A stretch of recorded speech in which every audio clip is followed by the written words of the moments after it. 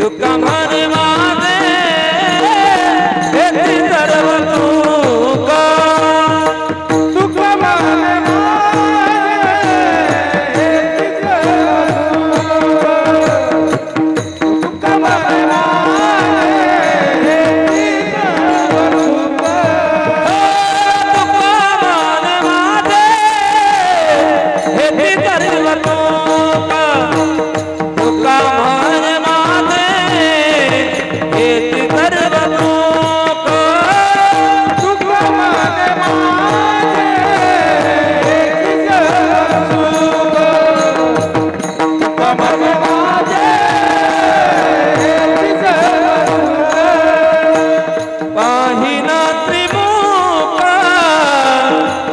त्रिमुख आवर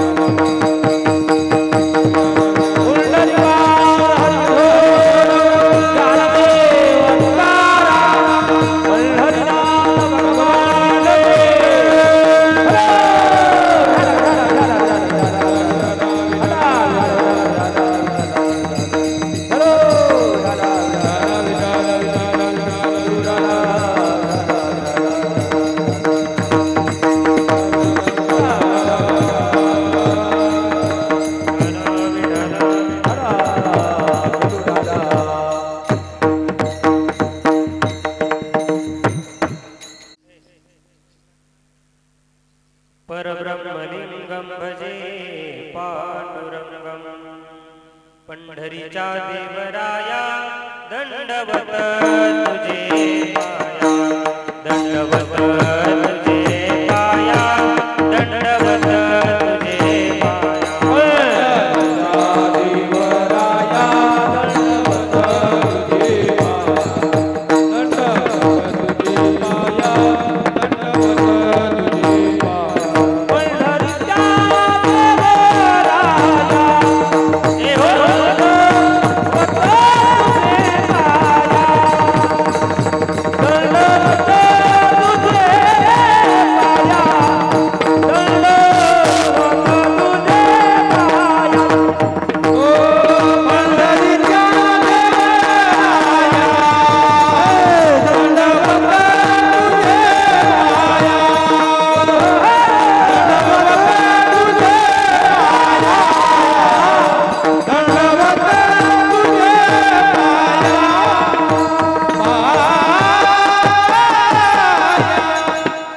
अभंगाला चिंतनाला सुरुवात करण्या अगोदर आज परम प्रयोजन म्हणजे आपण रक्षाबंधनानिमित्त सोहळा ठेवला. बरं या जगामध्ये या एका वर्षामध्ये जवळपास 50 सण येत असतात, बरोबर? मोजले नाहीत पण अंदाजे धरा 50 सण आपण साजरे करतो. ऐका बरं माता मावल्या, ऐका 50 सण आपण साजरे करतो, पण या जगातल्या सर्व सणापैकी सर्वात पवित्र सण कोणता असेल तो आजचा रक्षाबंधन आहे. कारण रक्षाबंधन सण कोणाचा आहे सांगता येईल का? बहीण भावाचा, बरोबर? आता बैल पोळा म्हणलं की बैलाचा असतो, तसं बहीण भावाचा रक्षाबंधनाचा सण. पण ऐका बरं, या जगामध्ये जेवढे सण आहेत त्या सर्व सणापैकी सर्वात पवित्र सण कोणता असेल तो आजचा रक्षाबंधन आहे. याचा विको बंद करा थोडा बरं. रक्षाबंधन, आता रक्षाबंधन हा बहीण भावाचा सण आहे. बहिणीचं असणारं भावावर प्रेम आणि भावाचं असणारं बहिणीवर प्रेम, हे प्रेम आजच्या दिवशी सर्वांना दिसून येतं. पण मी रक्षाबंधनच्या दिवशी असं सांगेन, जसं बहीण भावाचं प्रेम एका दिवसामध्ये आजच्या दिवसामध्ये दिसतं ना, याला रक्षाबंधन म्हणत नाही. बहीण भावाचं प्रेम आयुष्यभर कसं राहावं याला रक्षाबंधन म्हणतात. बरं महाराज, बहीण भाऊ या जगामध्ये एक नातं असं आहे बरं का महाराज, लक्ष देऊन माझ्याकडे ऐका.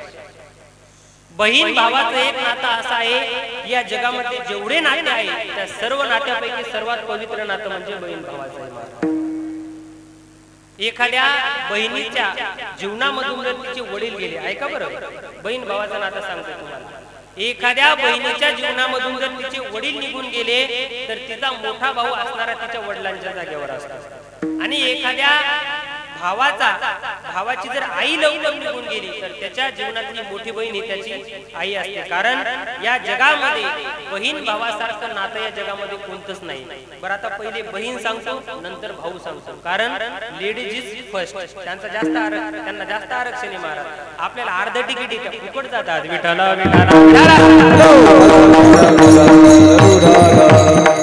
या जगामध्ये सर्वांवर प्रेम करणारं या जगामध्ये एकच तत्व आहे, ते म्हणजे महाराज घरातली मुलगी. लक्ष देऊन ऐका बरं, घरातली मुलगी, ती मुलगी जगामध्ये प्रत्येकावर प्रेम करते महाराज. प्रत्येकाचं सांगतो बरं. एक मुलगी लेक म्हणून आपल्या बापावरही प्रेम करते, तीच मुलगी लेक म्हणून आपल्या आईवरही प्रेम करते, तीच मुलगी बहीण म्हणून आपल्या भावावरही प्रेम करते, आणि लग्न झाल्याच्या नंतर तीच मुलगी पत्नी म्हणून आपल्या पतीवर सुद्धा प्रेम करते. बरोबर आहे? पटतंय तुम्हाला? जगामध्ये एक असं तत्व आहे, ती म्हणजे मुलगी, ती सर्वांवर प्रेम करते महाराज. किती प्रेम असतं मुलीचं सांगू का? लक्ष देऊन ऐका बरं का. बापाने वर्षभर काबाड कष्ट करून, आयुष्यभर हाडाचं काढ रक्ताचं पाणी करून लाखो रुपयाची प्रॉपर्टी ज्या मुलासाठी कमावली, लक्ष देऊन ऐका बरं का. आयुष्यामध्ये हाडाचं काढ रक्ताचं पाणी करून ज्या बापानं लाखो रुपयाची प्रॉपर्टी ज्या मुलासाठी कमावली, तो मुलगा जेवढा बापावर प्रेम करतो ना महाराज, त्याच्यापेक्षा मुलगी हजारो पट जास्त बापावर प्रेम करते. आणि काय स्वार्थ असतो महाराज? 18 वर्ष झाले, लग्न लावून दिलं ना महाराज, मुलीला बापाकडून एका साडीची सुद्धा अपेक्षा नसते. विठाला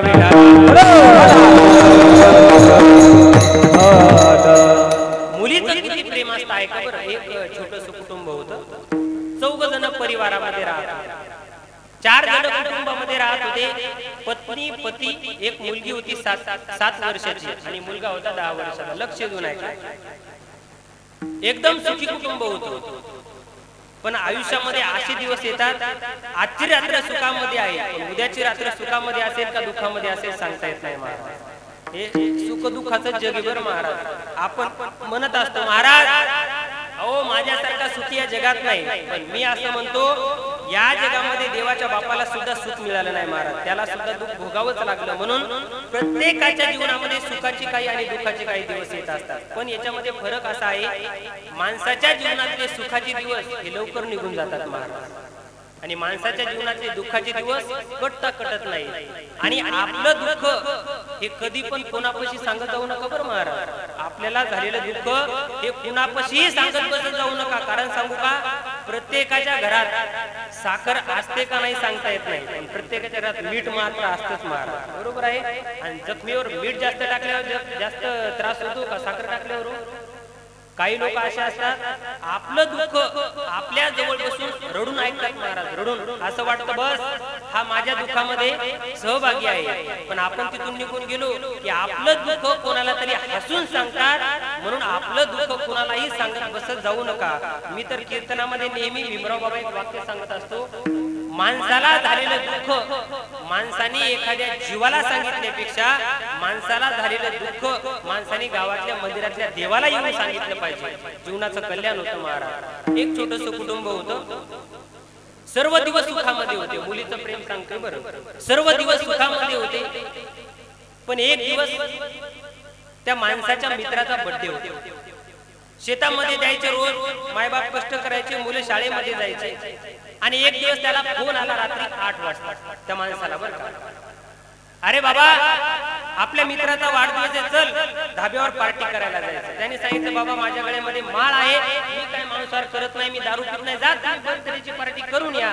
त्याने सांगितलं अरे बाबा दारू प्यायला जायचं कुठं आहे कोणाला? ऐका बरं, इथून सुरुवात असते. अरे दारू प्यायला नाही जायचं, फक्त आपल्याला केक कापायचा. त्यांनी सांगितलं, त्याने सांगितलं बाबा मित्र आहे म्हटल्यावर जावं लागणार. तो गेला, धाब्यावर गेले, मस्त त्यांनी जेवण वगैरे केलं बरं का, चपाती भाजी खाल्ली. आणि चपाती भाजी खाल्ल्याच्या नंतर त्याच्या मित्राने दारू घेतली आणि तो असा दूर बसला होता. ऐका बरं, संसार कसा आपला व्यसनाकडे जातो. तो असा दूर बसला होता, पण त्याच्या मित्राने त्याला आवाज दिला, अरे अरे ये म्हणजे थोडीशी घे. त्याने मला सांगितलं नाही रे बाबा, माझी पत्नी रोज शेतामध्ये काबाड कष्ट करते, माझ्या मुलांना मला मोठं करायचंय, मोठं ऑफिसर बनवायचंय, मला ती व्यसन नको, तुम्ही घ्या, तुमचे काय बिल होईल ते मी देते. पण परत त्याच्या मित्राने त्याला प्रार्थना केली, अरे काही काळजी करू नको, पैसे नाहीत ना तुझ्याकडे, इकडे आम्ही पैसे देतो, फुकट पी, पण टेन्शन घेऊ नको. महाराज मित्रांनी आग्रह केला म्हणून तू त्या जवळ आला आणि बस फक्त अर्धी बॉटल दारू. किती? ऐका बरं, माझा शेवट खूप गोड आहे. अर्धी बॉटल दारू पिली, बस आता घरी गेला. आयुष्यामध्ये पहिल्यांदा दारू पिली होती. घरी गेला आणि जेव्हा घरामध्ये पत्नी झोपलेली होती, महाराज दिवसभर काबाड कष्ट करून आलेली पत्नी जेव्हा झोपलेली होती, दरवाजामध्ये आला, चालता येत नव्हतं, घरामध्ये गेला. पत्नीने पाहिलं, अरे बापरे, आज माझ्या संसारामध्ये कोणीतरी विष कालवण्याचा प्रयत्न केलाय. दारू म्हणजे विष महाराज, संसारातलं खरं विष कालवण्याचा प्रयत्न केलाय. पत्नी घराच्या बाहेर आली, त्याला धरलं. पत्नीचा आधार देत असते महाराज नवऱ्याला, दुसरं कोणी देत नाही बरं का. हात धरलं, त्याचा आतमध्ये गेलं, त्याला आंघोळ घातली, झोपी घातलं. जाऊ द्या, वाटलं एक दिवस पिली असेल, बर्थडेची पार्टी आहे म्हणून. दुसऱ्या दिवशी नवरा गेला, त्याच मित्राने परत दारू पाजली. तिसरा दिवस गेला. असं करत करत करत महाराज त्याला दारूचं व्यसन लागलं. एवढं व्यसन लागलं की दारू शिवाय त्याचं जगणं अशक्य झालं महाराज. एवढी दारू प्यायचा, रोज दारू प्यायचा. पण एक दिवस असं झालं, त्याची पत्नी शेतामध्ये गेली, रात्री आरामाला झोपले आणि दुसऱ्या दिवशी सकाळी त्याने आपल्या पत्नीला सकाळी उठवलं, ए दारू पिण्यासाठी पैसे दे. आता तिने सांगितलं, लेकरांची फी भरायची आहे, मी तुम्हाला पैसे देऊ शकत नाही, पण दारू पिऊन आला आणि एवढं पत्नीला मारलं की बस तिचे केस धरले, रस्त्यावर उडत आणलं, अंगावरचे कपडे फाटले, सर्व गाव बघत होतं, एवढं मारलं. पण ऐका बरं, एवढं मारून सुद्धा आपल्या पतीच्या विरोधात जात नाही ना, तिला पत्नी म्हणतात महाराज. अहो पती कसाही असू द्या आणि पती कसाही असू द्या. ऐका बरं, एकच शब्द आहेत पण अर्थ दोन आहेत. पती कसाही असू द्या आणि पती कसाही असू द्या, पण कशाही पतीवरची प्रेम करते ना, तिलाच खरं पतिव्रता म्हणतात. विठाला दारू पिली महाराज, रोज दारू प्यायचा. आणि ऐका बरं, ज्या माता माऊलीचं सौभाग्य, म्हणजे ज्या माता माऊलीचा नवरा जर दारू पित असेल ना महाराज, ती माता माऊली अशी जर कधी मंदिरामध्ये आली तर ती माता माऊली देवाच्या समोर बसून कधी स्वतःसाठी काहीच मागत नाही महाराज. ती माता माऊली स्वतःच्या मुलासाठी काही मागत नाही, अहो लेकरा बाळासाठी काहीच मागत नाही. ती फक्त देवाला एकच प्रार्थना करत असते, देवा अरे देवा पुण्या गावातल्या लोकांची माझ्या संसाराला नजर लागली आणि माझा नवरा दारू प्यायला लागला, देवा माझ्या कपाळावरचं कुंकू जोपर्यंत सलामत आहे ना तोपर्यंत लोक मला किंमत देणार. देवा फक्त तुला एकच प्रार्थना करते, देवा माझ्या कपाळावरचं कुंकू सलामत राहू दे. एकच प्रार्थना करत असते महाराज. ती बाई देवाला सांगत असते, बर महाराज कपाळात कुंकू माझ्या जन्माला जाऊ दे, आयुष्याचा जोडीदार व्यसन मुक्त होऊ दे. कपाळात कुंकू माझ्या जन्माला जाऊ दे, आयुष्याचा जोडीदार व्यसन मुक्त होऊ दे. ती माता माऊली रोज मार खायचा, एक दिवस पैसे दिले नाही म्हणून त्याने केस धरले, रस्त्यावर उडत उडत आणलं, एवढं मारलं महाराज की बस तिच्या अंग सर्व लाल झालं आणि निघून गेला दारू पिण्यासाठी. ऐका बरं मुलीचं प्रेम सांगतो मी. 10 मिनिटांमध्ये त्याचा शाळेमधून मुलगा आला. ऐका बरं, शाळेमधून मुलगा आला आणि मुलाने जमिनीवर पडणारे आईला उठवलं, सांगितलं आई अगं कुणी मारलं तुला, तुझ्या अंगावरचे कपडे कस काय फाटले, तुझे केस कस काय विस्कटले. तर त्यावेळेस त्याच्या आईने सांगितलं, बाळा अरे आजपर्यंत तुझे बाबा मला घरामध्ये मारायचे रे, कधीच वाईट वाटलं नाही. बाळा आजपर्यंत तुझे बाबा मला घरामध्ये मारत होते, कधी वाईट वाटलं नाही, पण आज तुझ्या बाबांनी माझे केस धरत मला रस्त्यावर उडत आणलं आणि एवढं मारलं पण सर्व लोक बघत होते पण मला कोणीच धरण्यासाठी आलं नाही. त्यावेळेस त्या मुलाने सांगितलं, आई अगं आई काळजी करू नको आई, मी जेव्हा मोठा होईल ना आई मी माझ्या बापाचा बदला घेईन. काय म्हटला मुलगा, काय म्हटला माता मावल्या, काय म्हटला, मी माझ्या बापाचा बदला घेईन. पण 10 मिनिटांमध्ये 7 वर्षाची चिमुकली पहिलीच जाणारी मुलगी धावत आली, आईच्या जवळ आली, आईला उठून बसवलं, आईच्या चेहऱ्यावर असा हात फिरवला, आईचे अश्रू पुसले आणि त्या आईला विचारलं, आई काय झालं ग तुला रडायला, का रडते तू, कुणी कपडे फाडले. त्यावेळेस त्या आईने सांगितलं, अगं ताई अगं आजपर्यंत तुझे बाबा मला घरात मारायचे, कधी वाईट वाटलं नाही, पण आज तुझ्या बाबांनी माझे केस धरले, मला उडत उडत रस्त्यावर आणलं आणि माझे सर्व कपडे फाडले, मला खूप मारलं. त्यावेळेस त्या चिमुकल्या मुलीने आईचे डोळे पुसत आईच्या चेहऱ्यावर हात फिरवला आणि त्या मुलीने आईला सांगितलं, आई काळजी करू नको आई, काही दिवस जाऊ दे, माझे बाबा एक ना एक दिवस तरी सुधारतील. काय म्हणते मुलगी, हो माझे बाबा एक ना एक दिवस तरी सुधारतील. आणि पोरग काय म्हटलं, विसरले का एवढ्या लवकर, विसरू नका, घरी घेऊन जा महाराज. विठाला विठाला विठाला. मग ज्या बापाने आपल्या मुलासाठी लाखो रुपयाची प्रॉपर्टी कमावली, तो मुलगा आपल्या बापाला जास्त प्रेम करतो का मुलगी प्रेम करते. इथं बसलेल्या बापाला चांगला अनुभव असेल महाराज. म्हणून या जगामध्ये सर्वांवर प्रेम करणारं एकच पात्र आहे, ते म्हणजे मुलगी. विठाला विठाला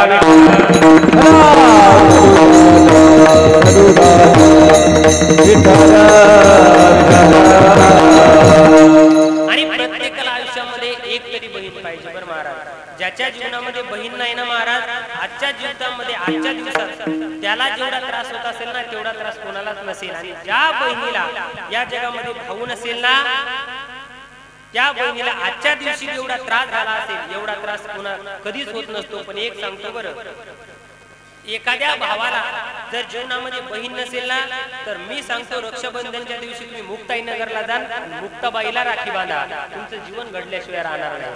आणि ज्या बहिणीला एखाद्या बहिणीला जर भाऊ नसेल तर अहो या जीवाच्या आमच्यासारख्या भावाच्या काय किती मागं लागतं महाराज. भाऊ देऊन देऊन काय देतो, 100 रुपये, लय झालं तर साडी, बरोबर.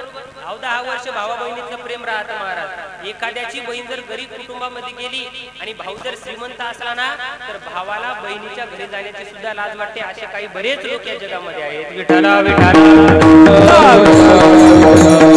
एखाद्या बहिणीला भाऊ तर माझं या कीर्तनातलं एक वाक्य घेऊन जा, एखाद्या बहिणीला जर भाऊ नसेल तर तर मी तुम्हाला माझ्या कीर्तनाच्या नारदाच्या गादीवरून सांगतो, रक्षाबंधनच्या अगोदरच्या दिवशी तुम्ही गाडीमध्ये बसा आणि आळंदीला या.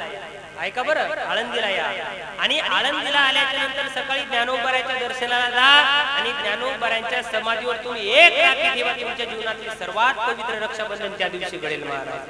अहो, जीवाला भाऊ बनवून कोणाचं दुःख हलकं झालंय, साधू संतांना नाही तर देवाला आपलं बनवा, जीवनाचं कल्याण होतं. विठाला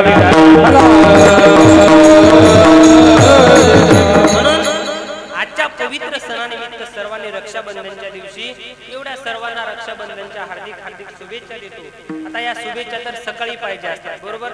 जवळपास आता रक्षाबंधन संपत आले ना महाराज. आता 2 तास झाली, 12च्या नंतर उद्या काही किंमत नाही. पण आपल्या मराठवाड्यामध्ये अशी एक परंपरा आहे, एखादा भाऊ जर रक्षाबंधनच्या दिवशी नाही जाऊ शकला तर बैल पोळ्यापर्यंत राखी बांधायला काही हरकत नाही. म्हणून आजच्या रक्षाबंधनच्या दिवशी एवढं सुंदर आपण नियोजन केलं. एकच उदाहरण सांगतो, आजच्या जगामध्ये बहीण एवढी महत्वाची आहे. हे अशी लौकिक उदाहरणं सांगितल्यापेक्षा अलौकिक उदाहरण सांगतो तुम्हाला विश्वमाऊली ज्ञानोबारांच्या जीवनात. मी तुम्हाला जाणीव करून देतो. आपण ज्ञानेश्वरी ग्रंथ वाचला असेल, कुणी कुणी वाचला आतापर्यंत ज्ञानेश्वरी? हातवर करा बरोबर. ज्यांनी ज्ञानेश्वरीचं पारायण केलं असेल हातवर करा. हातवर मोकळ्या मनात. काय तुमच्यावर केस गीस नाही टाकणार, हे काय राजकारणातला विषय नाही बरं, हे कीर्तनातला विषय. हातवर करा, हातवर करा. कोणीच नाही का? एवढं वर्णन केलं मी तुमचं, एवढं नाव घेतलं 4 की पण तुम्ही एक नाही. ऐका बरं मायबाप, ऐका बरं, विषय निघला म्हणून जाऊ दे हसण्याचा विषय. असं म्हणतात की मरणाच्या अगोदर माणसाने एकदा तरी ज्ञानेश्वरीचं पारायण केलं. हे वाक्य माझं घरी घेऊन जा. या जगामध्ये अनेक ग्रंथ आहेत, पण नामदेवराय असे म्हणतात सर्व ग्रंथांपैकी सर्वात श्रेष्ठ ग्रंथ ज्ञानेश्वरी आहे.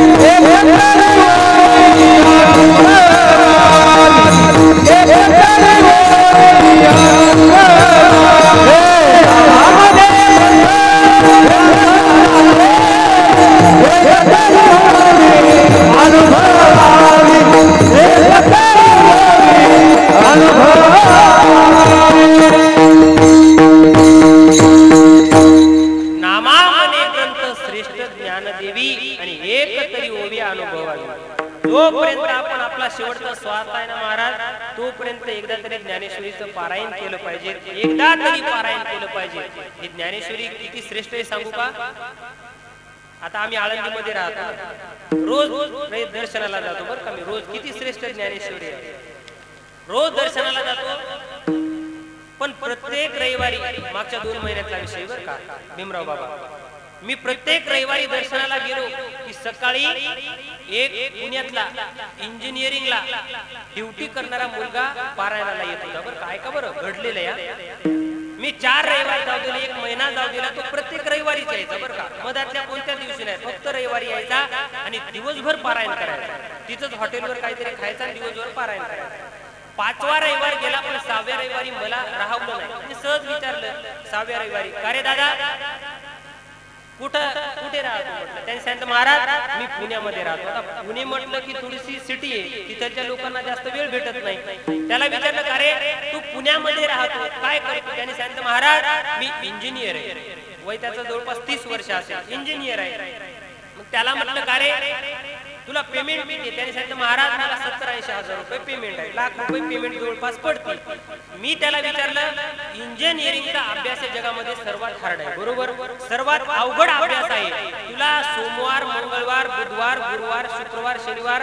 त्यांनी सांगितलं महाराज अहो 7 दिवसामध्ये मी एकही तास असा जाऊ देत नाही की अभ्यास करत नाही. डे नाईट अभ्यास करतो. सोमवार, मंगळवार, बुधवार, गुरुवार, शुक्रवार आणि शनिवार पर्यंत अभ्यास करतो. मग त्याला मी सहज विचारलं का रे तू 7 दिवस अभ्यास करतो रात्रंदिवस, मग एक दिवस तुला आराम करा वाटत नाही का? काय म्हणलो मी, 7 दिवस तू अभ्यास करतो, मग एक रविवार तुला अभ्यास करायला आराम मिळतो, तुला आराम करा वाटत नाही का?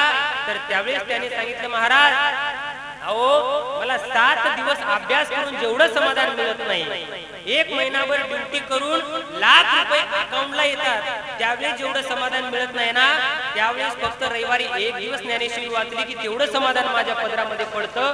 म्हणून ज्ञानेश्वरीचं पारायण, म्हणून ज्ञानेश्वरीचं पारायण केलं पाहिजे. या जगामध्ये सर्वात श्रेष्ठ ग्रंथ म्हणजे ज्ञानेश्वरी. विठ्ठल विठ्ठल. पण आता थोडं मागे चला. ही ज्ञानेश्वरी कुणी लिहिली? कुणी लिहिली? तुकाराम महाराज, बरोबर. कृष्ण महाराज डवळे. आपला एवढा अधिकार कुठे महाराज? आपल्याकडून ज्ञानेश्वरी वाचना झाली हे तर आपलं लई पुण्य. कुणी लिहिली सांगा बरं एकदा. बोलता येत नाही का इकडे मागच्यांना? कोणी लिहिली? संत श्री ज्ञानेश्वर महाराज. त्यांच्यावर का आता ज्ञानेश्वर महाराजांनी लिहिली. पण ऐका बरं, ही जी ज्ञानेश्वरी लिहिली ना, ही ज्ञानेश्वरी सुद्धा एका बहिणीच्या आशीर्वादाने तयार झाली. तिचं नाव म्हणजे संत मुक्ताबाई महाराज. अहो ज्ञानोबारायच्या जीवनामध्ये आज ज्ञानोबाराय एवढे मोठे आहे. किती मोठे आहेत ज्ञानोबाराय सांगू का? आज ज्ञानोबारायांना जाऊन 750 वर्ष पूर्ण झाले. किती? 750 वर्ष जवळपास पूर्ण झाले. पण एक सांगू का, 750 वर्षानंतर आपण सुद्धा अजून ज्ञानोबारायला विसरलो नाही महाराज. मला तुम्ही सांगा, आपल्या घरातलं एखादं म्हातारं वारलं, म्हातारं वारल्याच्या नंतर आपण त्याला सावडायला जातो, लोक रडत असतात. आपण विचारतो का हो किती दिवस जगलं म्हातारं? काय म्हणतो? किती दिवस जगलं म्हातारं? तर त्या घरातले लोक सांगतात महाराज अहो 110 वर्ष जगलं. किती सांगतात? 110 वर्ष.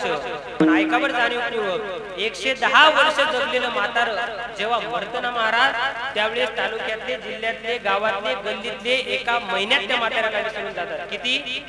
110 वर्ष जगलेलं म्हातारं, पण लोक त्याला एका महिन्यात विसरून जातात.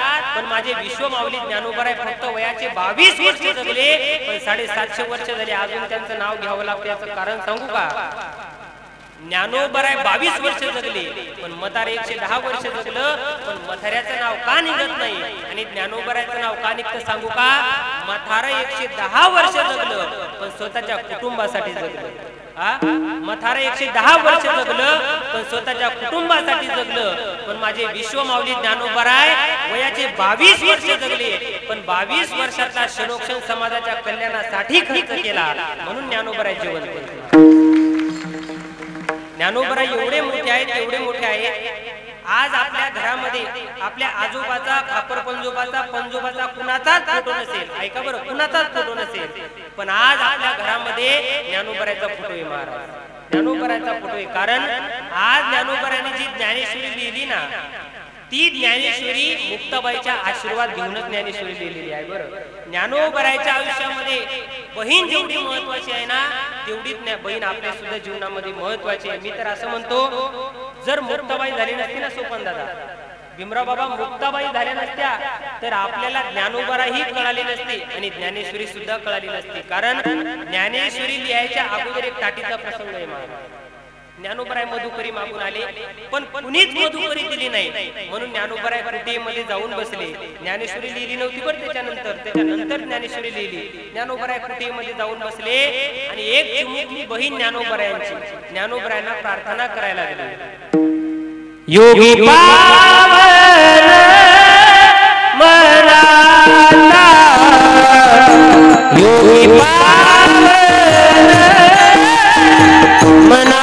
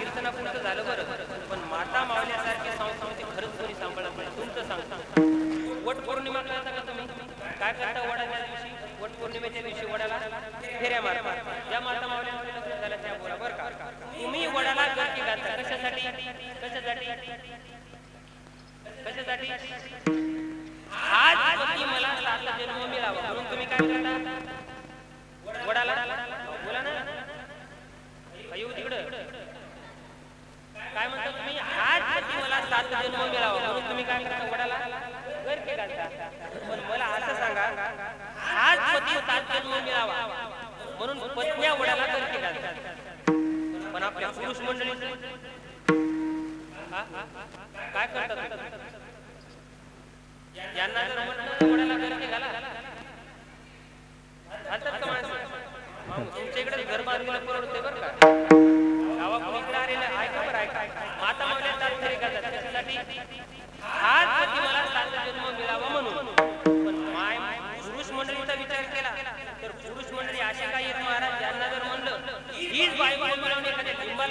की लिंबाखाली बसून पार्टी करत पण घर घालणार नाही. या जगामध्ये खरी संस्कृती कोणी सांभाळली तर फक्त माता माऊलींनी. ती कुठून? छत्रपती शिवाजी महाराजांच्या आईपासून तर आजच्या प्रत्येक माता माऊलीपर्यंत.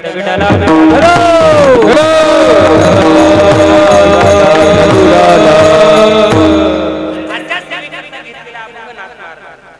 या अभंगामध्ये नाथ बाबा भगवंताचा स्वभाव सांगतात. आता भगवंताचा स्वभाव कोणासाठी सांगितला असेल? आता हे खरं खरं तर आता चालू झालं बरं. आता आपलं एक परम प्रयोजन रक्षाबंधन होतो म्हणून तो विषय घेतला. ऐका बरं लक्ष द्या. ज्याला भगवंताचा परमार्थ करायचा आहे त्याला भगवंताचा स्वरूप म्हणजे स्वभाव माहित पाहिजे. बरोबर. नाथ महाराज भगवंताचा स्वभाव सांगतात. कशासाठी? भगवंताचा स्वभाव प्रत्येकाला माहित व्हावा आणि प्रत्येकाने परमार्थ करावा. आज बाबा या जगामध्ये एवढा परमार्थ वाढवा. पूर्वी तुमच्या सप्ताह होतो का? सप्ताह एक सप्ताह होतो का? दोन एक सप्ताह होतो. बरोबर. या महाराष्ट्रामध्ये भीमराव बाबा आपण फिरतो महाराज. या महाराष्ट्रात असे काही गाव आहेत त्या गावामध्ये 5-5, 6-6 सप्ते होते. एका गावात 5-5, 6-6 सप्ते होतात. तुमच्या गावात काही वर्ष अगोदर किती वर्ष झाली सप्त्याला तुमची? परंपरा भरपूर दिवसाची. बरोबर. पण आजही ती परंपरा जोपासतात. बरोबर. पण याच उलट सांगतो काही गावामध्ये 10-10 सप्ते झाले आणि 2 वर्षात त्या गावात एकही सप्ताह राहिला नाही. पण या जगात असे काही गाव आहेत एवढा परमार्थ टिकवून ठेवला की काही सप्त्याला 500-500 वर्ष झाली महाराज. अजून सुद्धा परंपरा ते टिकवून आहे.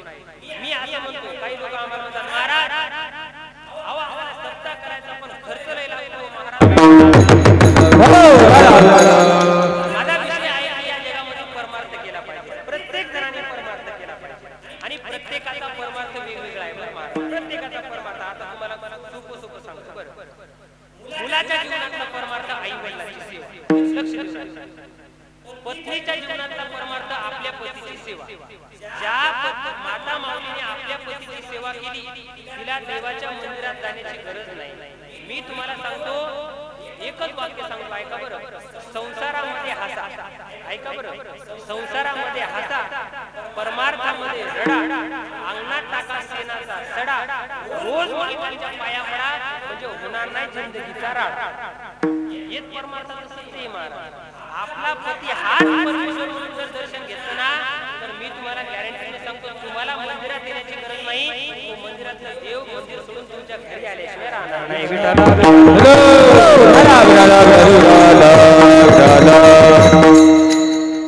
पण आता महाराज कीर्तन झाल्यावर काही माता माऊली म्हणजे महाराज तुम्ही सांगितलं मालकाचे पाया पडायचे. पण काही माता माऊली महाराज अहो संध्याकाळी आमच्या मालकाचे पाय दिसत नाही. ते लेझिम खेळत घरी अहो लेझिम खेळत नाही.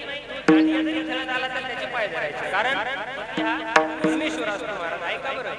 परमार्थ पत्नीच्या जीवनातला परमार्थ कोणता? आपल्या पतीची सेवा. माझ्या जीवनातला परमार्थ मी कीर्तन करणं हा परमार्थ. सोपान महाराजांच्या जीवनातला परमार्थ मृदंग वाजवणं. भीमराव बाबाचा परमार्थ त्यांच्या जीवनातला परमार्थ.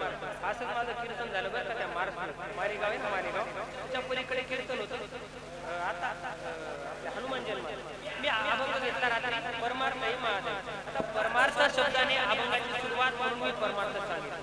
एवढा परमार्थ सांगितला सोपान दादा एकही माणूस सोडला नाही. प्रत्येकाचा परमार्थ सांगितला. पण कीर्तन झाल्यानंतर माझ्याकडे एक माणूस आला. ऐका बरं आता खूप गोड सांगतो. एक माणूस आला कीर्तनात नव्हता म्हणतो. कीर्तन झाल्यावर आला आणि त्याने माझा हात धरला म्हणजे महाराज मी घाबरून जरा म्हणलं आपलं काही चुकीचं गेलं असेल तर त्याने सांगितलं महाराज तुम्ही प्रत्येकाचा परमार्थ सांगितला पण एखाद्या श्रीमंत माणसाच्या जीवनातला परमार्थ का नाही सांगितला?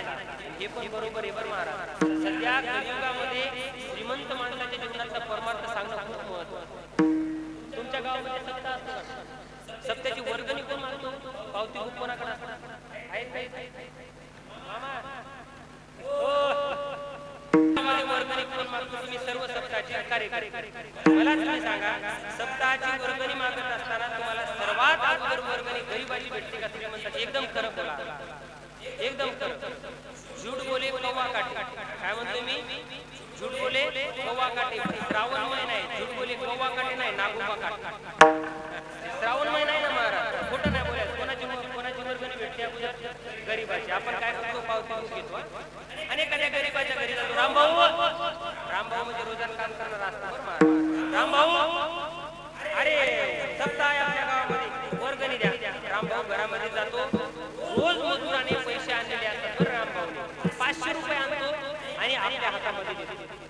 आपण काय करतो पावती लिहितो. तर रामभाऊ काय म्हणतो माहिती का, गरीब का गरीब रामभाऊ, अहो काय करायची पावती, राहू द्या, देवाने दिले देवाला द्यायचे. कोणाचं उत्तर आहे, गरीबाचं. पण तेच पावती घेऊन आपण जेव्हा श्रीमंताच्या दारात जातो, नावात देतो, सावकार ओ सावकार. सावकार एक दोन हाकत ऐकतच नाही मला, आतूनच बोला काय म्हणता, अहो बाहेर येतात आहे.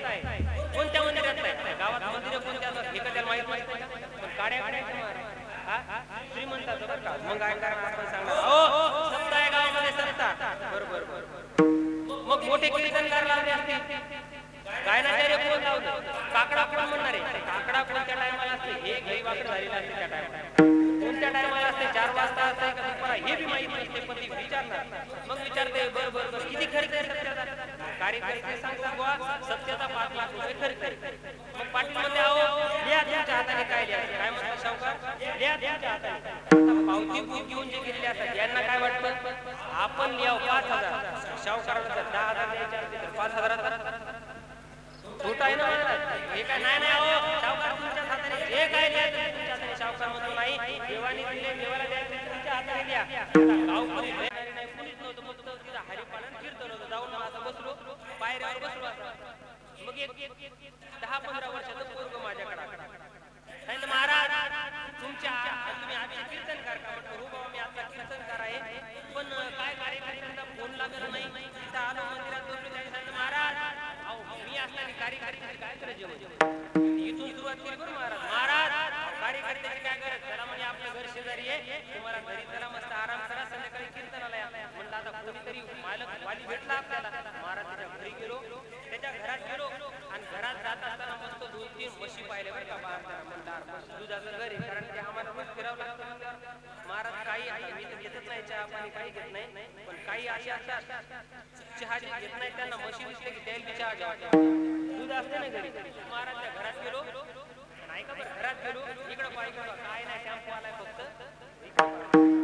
त्या घरात गेलो आणि असं कपडे वगैरे काढले आणि आता अंग टाकलं झोपणार, तेवढ्या ते पोरग आलं, महाराज तुम्हाला ताक आवडतं का, काय म्हणते ताक आवडतं का. आता मी काय विचार केला, बाबा उन्हाळा आहे, ताक जर पिलं तर झोप शांत लागेल. चला म्हणलं त्याला, अरे म्हणलं आण थोडंसं ताक. महाराज त्यांनी तांब्या भरून ताक, किती तांब्या भरून ताक आणलं आणि मला दिलं. मी ते ताक पिलं आणि ताक पिल्यानंतर त्या पोराला म्हणलं बाळा सुंदर ताक आहे, तुझ्या घरचं घटवट नाही तर असं ताक लोकांना द्यायचं की बाय असं बनवत नाही, ते पातळ असतं. काय सुंदर ताक आहे म्हटलं, देऊ का अजून म्हणे. आता हे झोपायचं जेवण केलं तर परत एक तांबे घेतलं महाराज, 2 तांबे ताक पिलं आणि मोबाईल पाहत त्या पोराला मी विचारलं काय रे तुझ्या घरी एवढं सुंदर ताक आहे, मग हे ताक तू का पित नाही. त्यांनी सांगितलं महाराज अहो मी पित नाही असं नाही, मला ताक सर्वात जास्त आवडतं, मला दह्या दुधापेक्षा ताक आवडतं म्हणे. अहो एवढं नाही, 800 रुपये किलो असणारं तूप आहे ना, त्या तुपापेक्षा सुद्धा काय आवडतं मला, ताक आवडतं. मग मी झोपता झोपता त्याला म्हटलं बाळा एवढं तुला ताक आवडतं, मग तू 2 तांबे मलाच का दिले रे, एवढं ताक तू का नाही थोडंसं पिलं माझ्यासोबत. ते म्हणे महाराज ते अभ्यास तुमचा झाला नाही. मी विचारला खरं खरं सांग काय बाबा, मी बसलो मला दृष्टी भरली ना, यांनी काय टाकून तर नाही दिलं. त्यांनी सांगितलं महाराज मला ताकापेक्षा काहीच आवडत नाही. मी म्हणलं एवढं ताक मला का दिलं. त्यांनी सांगितलं महाराज तुम्हाला जे ताक दिलं होतं ना त्याच्यात उंदराचं पिल्लू पडलं होतं म्हणून तुम्हाला. एवढे पुरं खतरनाक असतात महाराज बरं का. विठाला विठाला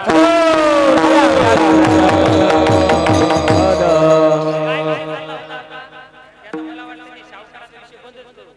लाईन नाही तर शावकार नसेल ना, तुरक आवाज केला त्यानं ते आपण बरं का ऐका बरं. पण या जगामध्ये असे लोक आहेत एवढा पैसा आहे पण संस्थामध्ये वर्गणी देत नाहीत. खरी परिस्थिती सांगतो, बस आपलं कीर्तन 5-10 मिनिटं शिल्लक होईल बरं का, कारण लाईट आहे फक्त 5 मिनिटं लई झाली तर 11च्या नंतर. एक माणूस होता बरं का, एवढा श्रीमंत होता एवढा श्रीमंत, पण संस्थात कधी वर्गणी देत नव्हती. आणि माऊली ज्ञानोबा असं म्हणतात एकोपणाची उडी जळत आगी घाली उडी ते अनायासे सोडून सांडली. या जगामध्ये श्रीमंत माणसाला कमी नाही, पण या जगामध्ये असे काही माणसं आहेत 1 रुपया जर घाणी दिसला तर उचलून घेतात आणि 1 रुपयासाठी जळत्या आगीमध्ये सुद्धा उडी घालतात.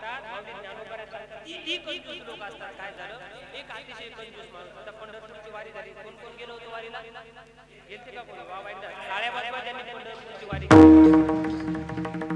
एक सांगू का, पंढरपूर पुढची वारी म्हणजे अशी चार्जिंग महाराज वर्षभर पूर्ती महाराज खतम होत नाही. मोबाईल रोज चार्जिंग करावा लागतो. पण माणसाने वर्षात जरी एकदा ज्ञानेश्वरी आणि त्या पंढरपूरची वारी जरी केली ना तर आयुष्यामध्ये काहीच होत नाही महाराज.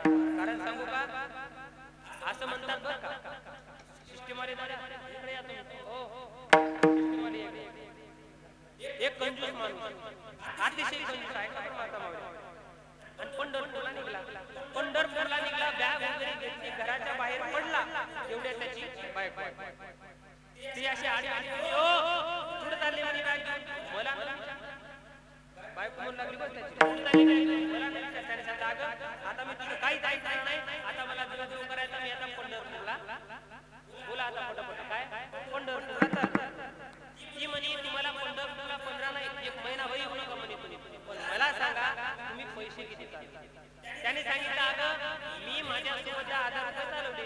तिने सांगितलं अजून मी चोरून ठेवलेले अजून 5,000 देते. काय म्हणते माझ्या भावाकडे जाते 5,000 आणि ते 15,000 द्या.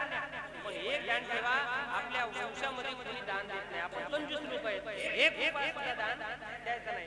याने सांगितलं आई आपल्या वंशाची परंपरा मोडली तरी चालेल पण तू सांगितलं ना आता वचन मोडी बोली देते. तू सांगितलं ना ₹1 सुद्धा देणार नाही महाराज. पंढरपूरला पोहोचला मुक्काम पंढरपूरला पोहोचला. पंढरपूरला पोहोचला एका धर्मशाळेमध्ये बॅग ठेवली किंवा राहुटीत आपण जे राहुटी असते झोपायची बरोबर का नाही. राहुटीची मजा लय खास असते महाराज. वारी ते पाऊस येतो राहुटीतून पाणी जात आतून ओले होतात बसून जेव्हा लागते आनंद वेगळा आहे महाराज. त्रास होतो पण त्रास वाटत नाही कारण देवाची वारी असते. ते आता धर्मशाळेमध्ये एका बॅग ठेवली आणि चंद्रभागेवर स्नान करायसाठी गेला. कपडे वगैरे घेतले आणि चंद्रभागेवर असे कपडे काढले. स्नान करायला गेला आणि बाहेर आला आणि कपडे घालणार तेवढे त्याच्याकडे वासुदेव आला आणि त्या वासुदेवाने सांगितलं ₹1 द्या म्हणे ₹1 दान. तर याला आपल्या पत्नीचं ध्यान पत्नीने काय सांगितलं होतं ₹1 सुद्धा हे ध्यान ठेवा शेवटपर्यंत काम आहे. ₹1 सुद्धा दान द्यायचं नाही म्हणे. महाराज ते वासुदेव ₹1 दान द्या. यांनी विचारलं कोणाचं दान आहे. त्यांनी लगेच सांगितलं महाराज आळंदीच्या ज्ञानोबाला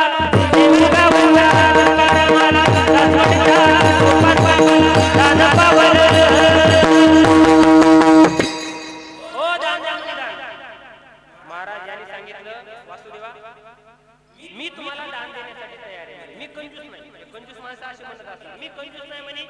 मी तुम्हाला दान देणार ₹1 दान देणार. पण एक काम करा म्हणे मी माझे सर्व पैसे धर्मशाळेमध्ये ठेवले. तुम्हाला जर पैसे पाहिजे असतील ₹1 तर तुम्ही कुठे या धर्मशाळेत. वासुदेव म्हणे ठीक आहे म्हणे जाय धर्मशाळेत. महाराजाने कपडे घातले आणि 120च्या स्पीडनं पळत आलं कुठं धर्मशाळेत आलं. धर्मशाळेचा दरवाजा लावला आणि आतमध्ये गेलो आणि मोठ्याने हसायला लागलं. दरवाजाला अशी पाठ लावली हसायला लागला आणि म्हणायला लागलं फसवलं ना म्हणजे वासुदेवाला. कसं काय ₹1 साठी कुठे यायला सांगितलं होतं धर्मशाळेत. पण ₹1 साठी धर्मशाळेत येण्यासाठी सांगितलं पण धर्मशाळेचं नाव नाही सांगितलं रोड नाही सांगितला गल्ली नाही सांगितली रूमचा नंबर नाही. पंढरपूरला आणि का महाराजांनी वारीच्या टायमाला किती गर्दी असते. फसवलं नाही म्हणजे वासुदेवाला. पण तो पंढरपूरचा वासुदेव होता महाराज.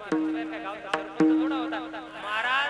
त्याने हसायला सुरुवात केली फसवलं म्हणजे वासुदेवाला. तेवढ्या दरवाजा वाजला महाराज. त्याने आवाज दिला बोल. त्याने सांगितलं मी वासुदेव आळंदीच्या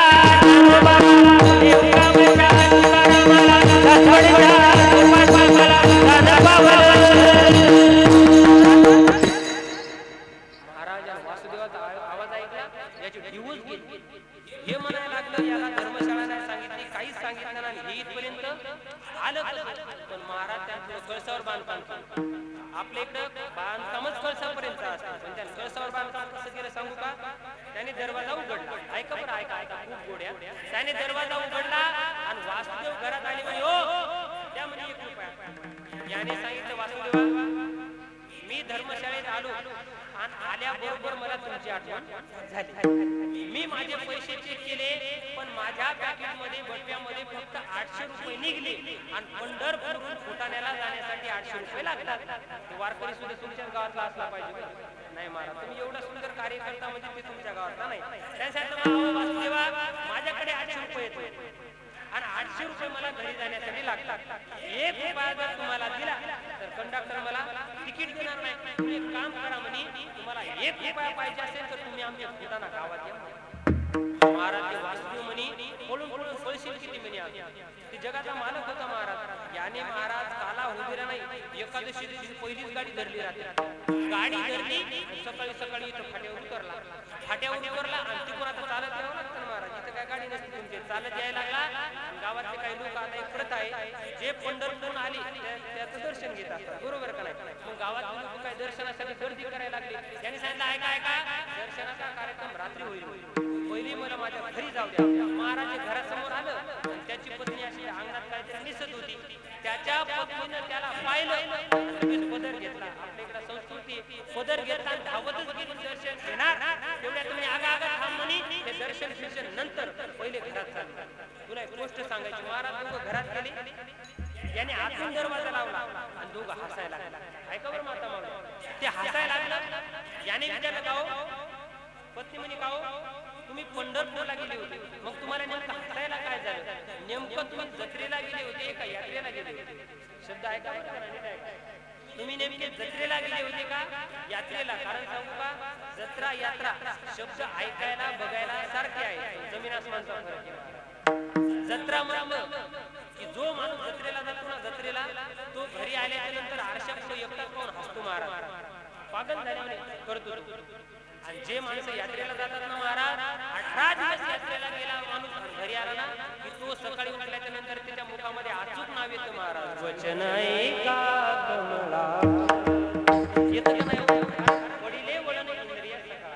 म्हणून तो हसायला लागला. त्याने विचारलं का हो तुम्हाला हसायला का? ते म्हणे थांब म्हणे, तुला एक गोष्ट सांगायची. सांगा म्हणे लवकर. पाहुणे 11 वाजता कधी सांगता?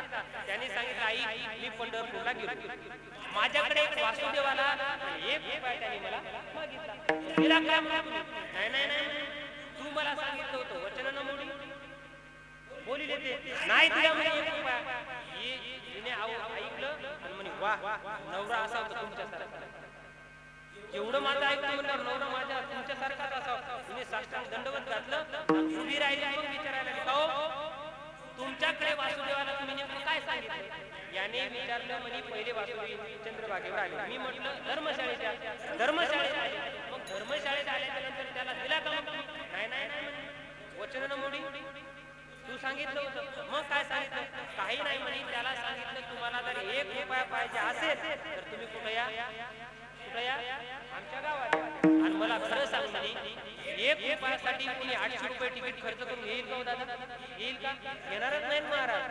असा दोघांचा विषय चालू की म्हणे वा काय नवरा असा होतो तुमच्या सारखाच म्हणे, पार्वतीचा महादेव नवरा असा होतो तुमच्या सारखाच म्हणे. आणि दोघही हसायला लागले. आणि तेवढ्या दरवाजा वाजला, बाहेरून आवाज दिला कोण? आळंदीच्या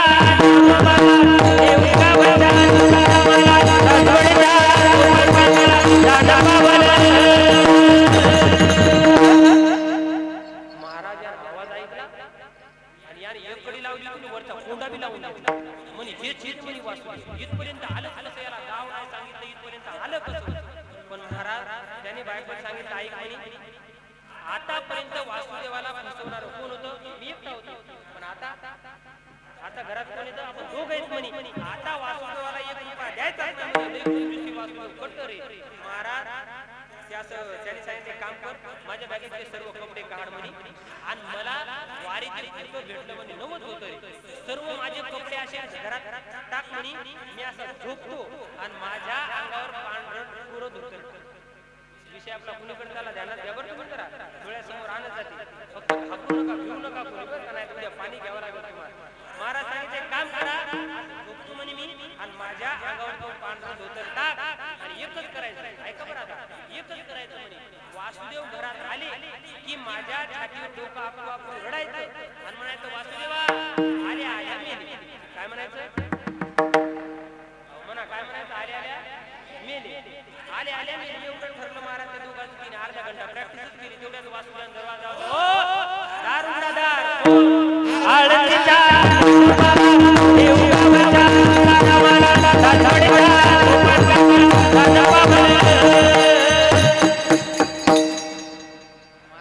प्रॅक्टिस केली. दरवाजा उघडला आणि वासुदेव घरात आली की गळा काढला ना महाराज.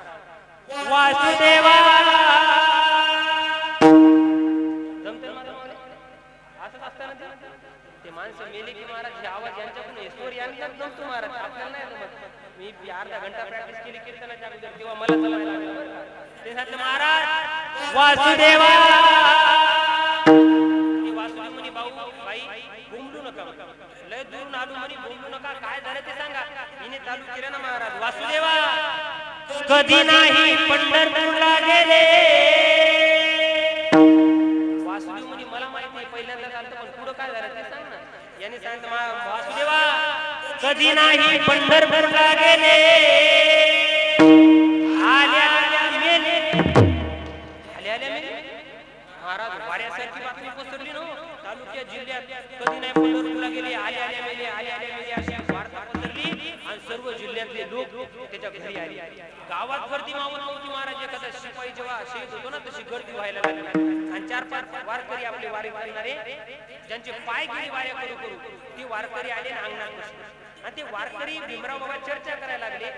ते चर्चा करायला लागले, पहा म्हणे कधी नाही पंढरपूरला गेले, आल्या मेले. आणि वाऱ्या करू आपले पाय गेले पण देव आपल्या स्वप्नात नाही आले. ते वारकरी चर्चा करायला लागले महाराज. नवलच नो एकदा कधी नाही पंढरपूरला गेले महाराज. ते सर्व झालं आणि गावात 3 लोक फिक्स असतात बरं, बॅच ठरलेले असतात दुकानदार. कोणी मेलं की पाणी तपवणारे म्हातारे वेगळे, त्यांच्याकडे एकच काम चूल मांडायची पाणी ठेवायचं. त्याच्यात ते तिरडी मांडणारी म्हातारे वेगळे. आणि कोणी मेलं की कोणाच्या तुराट्या, कोणाच्या गवड्या, कोणाचे लाकडं गोळा करायचे, याला एकदा चरणात देऊन पेटवायचं. हे 3 लोक महाराज फिक्सच असतात बरं का. महाराज ते वासुदेव आले आणि असे घरात बसले आणि माता माऊलीने पाणी ठेवलं. मग या बाईने 5-10 मिनिटं रडण्याचा तोंड केलं आणि ती वासुदेवाच्या जवळ गेली आणि म्हणे वासुदेवा तुम्हाला दान देणारे तर आल्या म्हणा हो सांगाव आल्या. आता तुम्ही म्हणत नाही तोपर्यंत मी बी कीर्तन सोडणार नाही. आल्या फक्त उसळू नका बरं. आल्या मेले महाराज ठरलं. पण ती वासुदेवाच्या जवळ गेली आणि म्हणे वासुदेवा, त्याची बायको म्हणे वासुदेवा तुम्हाला दान देणारे तर आल्या मेले, तुम्ही काय करता, जा आता म्हणे पंढरपूरला. ते वासुदेव म्हणे नाही मी पंढरपूरचा वासुदेव म्हणे, याचं काळं पांढरं केल्याशिवाय जातच नाही म्हणे. तू काळजीच करू नको म्हणे, याची वाट लावतो आणि मला फसवलं ना त्याचं काळं पांढरं. महाराज ते वारकरी असा बसला वक्र तोंड वासुदेव. आता हसता कसं मार खाता काय वक्र तोंड करावं लागेल. ते बसलं काय माता मावली आतमध्ये पाणी ठेवायला गेल्या. म्हातारीने आवाज दिला ओ त्याला म्हणे दिवसभर पाऊस पडायला लागला, परत मडत जळणार नाही, पटकन आऊन घाला. वासुदेवाने काय केलं की उठले ना आपल्या चुलीपाशी गेले आणि चुलीपाशी गेले आणि त्या पाण्यात हात घातला. ते पाणी कोमट होतं.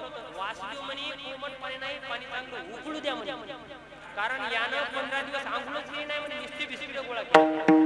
चांगली याला घासू साबण लावून आंघोळ घाला. महाराज उकळतं पाणी केलं त्याला पटपट घेतो, फास्ट घेतो, नाही रंगवलं असतं महाराज. बाहेर घेतलं त्याला आणि त्या बसवलं आणि महाराज उकळतं पाणी वासुदेव त्याच्या अंगावर टाकलं असून त्याचं अंग हालायला लागलं. लाल अंग झालं पण उठायला तयार नाही का. असं कळायला पाहिजे. याला म्हणतात श्रोते एक उभा द्यावा लागतो महाराज. आता रंग बरं का कीर्तन चाल द्या 4 बाजू काय म्हणतो महाराज. त्याचं अंग लाल झालं, त्याला असं बांधलं, त्याला तिरडीवर टाकलं. बांधण्यासाठी काय मेलेलं काय उठून पळत नसते, हे मेलं नव्हतं महाराज. सुत्र्यांनी बांधायला लागले लोक.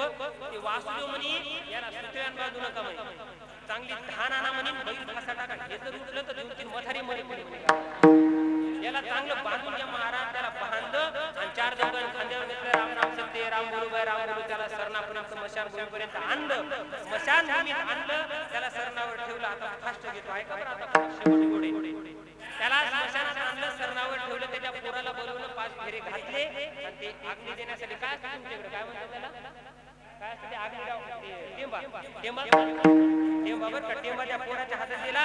5 फेरे घातले. त्या गावातल्या लोकांना सांगितलं हो त्या महिन्यात पेटवून जळायला पाहिजे. लोक लई वेळची वाट पाहिली. काय सांगणार महाराज, पुढे द्या पेटवून म्हणे, लवकर पेटवतो बरं का. आता आहे काय महाराज त्या पोराने घेतलं, 5 फेरे मारले आणि अग्निनाव बाबा देना बाबा हो तेवढ्यात वासुदेव आले. म्हणे मी पंढरपूरचा वासुदेव, माझ्या जर हाताने पेटवलं तर परत याला जन्मच नाही म्हणे, याला मोक्ष प्राप्त होईल. काय म्हणे?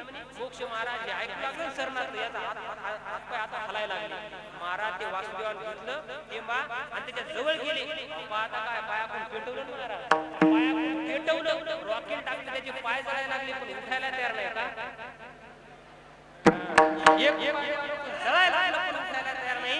शेवटी वासुदेवाला त्या चिठ्ठीवाली सांगू, वारकऱ्याचं अंतःकरण हे दयेने भरलेलं असतं. शेवटी वासुदेवाला त्या चिठ्ठीवाली आणि वासुदेवाने त्याच्या कानाच्या जवळ आपलं तोंड नेलं आणि त्याच्या कानात सांगायला लागले, अरे मूर्ख माणसा, अरे एक उपायासाठी जीव देतो का? अरे एक उपायासाठी जीव देतो, नाटक करतोय, पण तुझ्या घरात रडतात, तुझी मुलं बाळ रडतात, तुझी बायको रडते. अरे मूर्ख माणसा, एक उपायासाठी जीव देतो का? जाऊ दे, माझा एक उपाय सुटला. धरणातून बाहेर आले आणि याने सांगितलं, वासुदेवा तुमचा एक उपाय सुटला तर हा बिपट ठेव. याला काय म्हणायचं? एकोपनाची उडी जळत आगी घाली ती उडी, ते अनाया से स्वगोडी सांगिती केवी. इति नाम कंजूस विठाला विठाला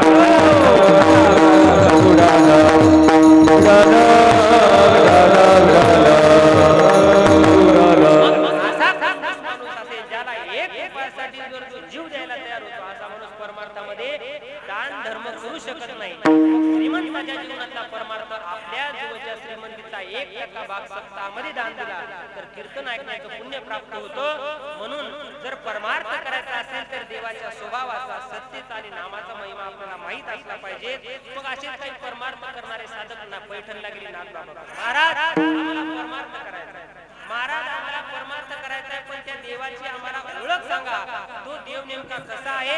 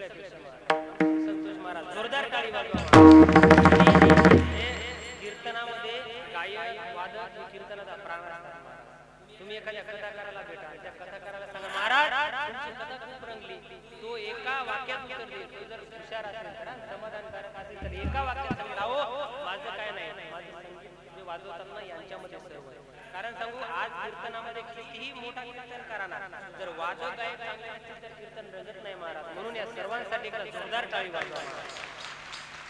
अभंगाच्या पहिल्या चरणामध्ये भगवंताचा स्वभावाचं वर्णन करतात. शिव भोळा चक्रवर्ती भगवान भोलेनाथाचे वर्णन. बरोबर आहे. शिव म्हणजे भगवान भोलेनाथ.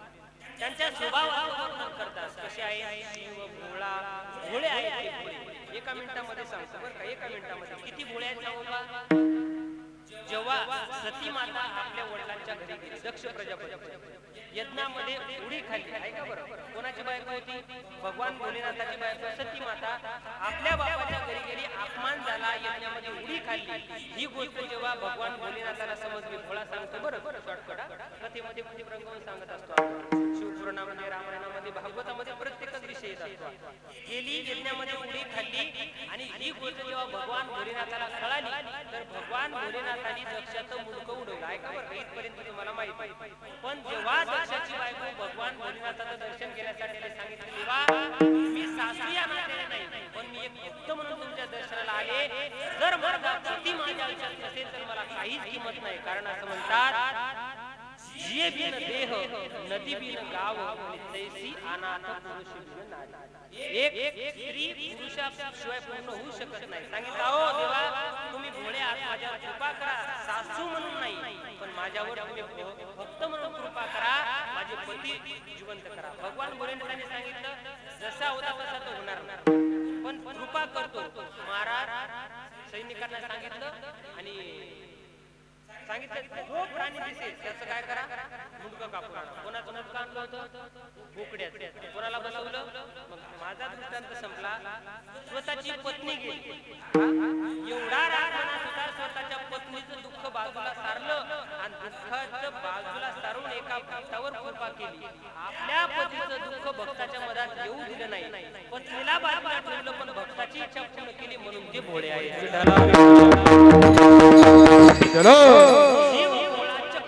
चक्रवर्ती म्हणजे काय हे विश्व त्याच्या सत्तेवर चालते.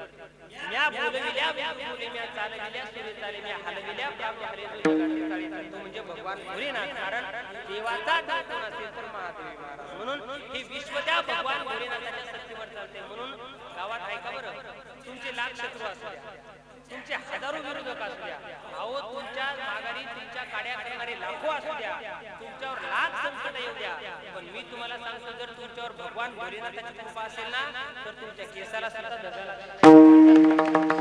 कबीरदास महाराज सांगतात ऐका बरं. जितने तारे गगन में हो उतने शत्रु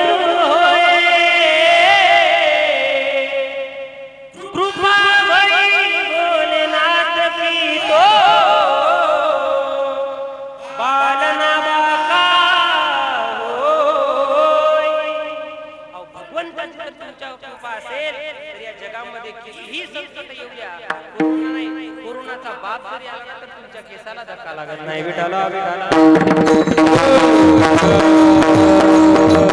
भगवान भोळे आहे आणि हे विश्व त्यांच्या सत्तेवर चालते. महाराज ठीक आहे का भगवंत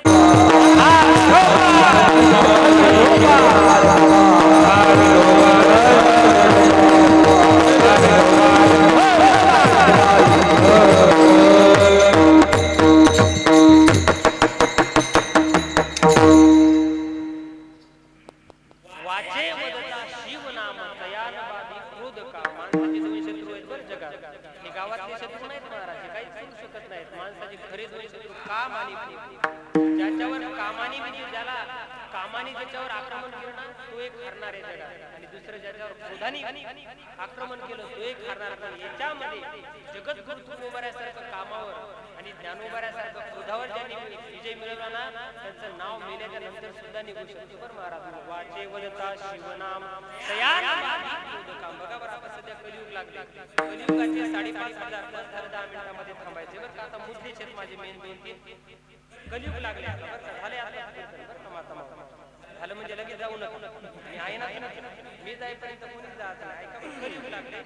कलियुगाचे बाबा आता सध्या मला वाटतं 5,500 वर्ष संपले पण ऐका बरं 5,500 वर्ष कलियुगाचे संपलेत पण बदल 5 लाख वर्षासारखा झालाय बरं आज जगामध्ये. एक सांगू का, पूर्वी शासन नव्हतं का हो? शासन म्हणजे सरकार, फक्त तेव्हाचा शब्द वापरतो. रामप्रभूजीच्या काळात सुद्धा शासन होतं. त्या काळचा मुख्यमंत्री म्हणजे श्रीराम प्रभू राजा राजा म्हणायचे त्या टायमाला. आता मुख्यमंत्री आहे का बरं, आता गोड सांगतोय. म्हणजे माझा राजकारणाचा माझा काही विषय नाही, मला काहीच माहित नाही त्याच्यात बरं, पण मला जे पडतंय कलियुगातलं सांगतो.